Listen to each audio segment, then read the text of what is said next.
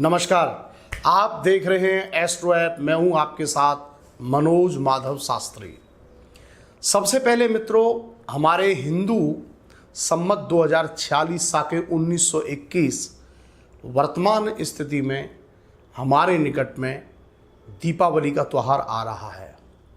दीपावली को लेकर के बहुत सारे लोगों के मन में संशय है, लेकिन संशय करने की आवश्यकता नहीं है, उसका शोधन करने की आवश्यकता होती है। दीपावली 1 तारीख को मनाई जाएगी। हमेशा दीपावली अमावस्या के आधार पर होती है। अमावस्या दोपहर को 31 को 12:10 के पश्चात में अमावस्या लगेगी और शाम तक उस दिन दीपावली रहेगी, यानी अमावस्या रहेगी शाम को 6:10 तक। उसके बाद में प्रतिपदा तिथि लग जाती है। तो दीपावली को हम अमावस्या तिथि के हिसाब से मनाते हैं। तो 1 नवंबर 2024 को दीपावली रहेगी। दीपावली हमारे हिंदू सम्मत में हिंदुओं का एक सबसे बड़ा त्यौहार होता है और हम हिंदू लोग बहुत धूमधाम से इसको मनाते हैं। भगवान राम दीपावली के दिन रावण पर विजय प्राप्त करने के बाद आए थे और सभी ने प्रसन्न होकर के, क्योंकि सभी अयोध्या वासियों ने कहा था, हे राम, जब तक आप नहीं आ जाएंगे तब तक हमारी कैसी दीपावली। तब तक भगवान 14 वर्ष तक नहीं आए। कहते हैं कि सबने दीपावली नहीं मनाई थी। भगवान के आने की खुशी ने सभी ने दीप जलाए, दीप प्रज्वलित किए। इसीलिए कहते हैं कि मात्र एक दीपावली को एक दीपक जलाने से हमें क्या प्राप्त होता है।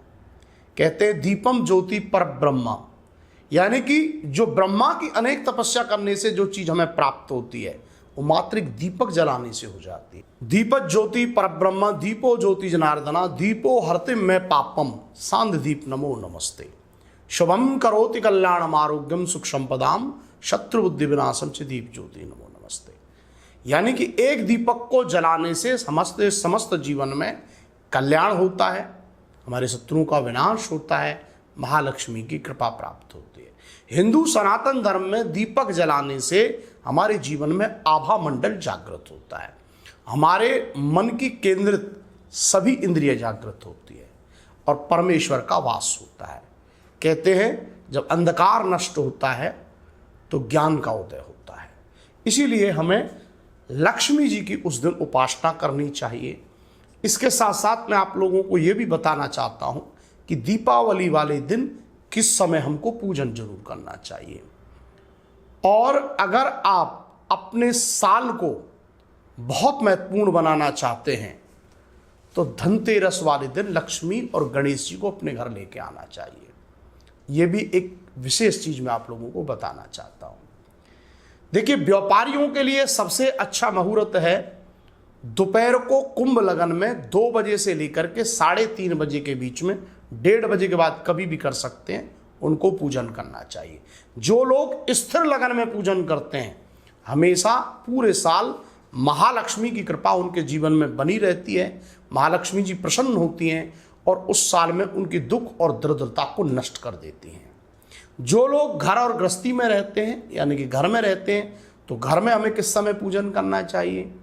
घर में हम लोगों को 8 बजे से लेकर के 9:30 बजे के बीच में अब की बार मुहूर्त करना चाहिए।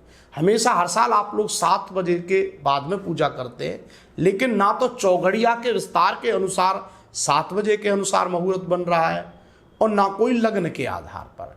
तो आप लोगों को 8 से 9 बजे के बीच में अब की बार मुहूर्त करना श्रेष्ठ रहेगा।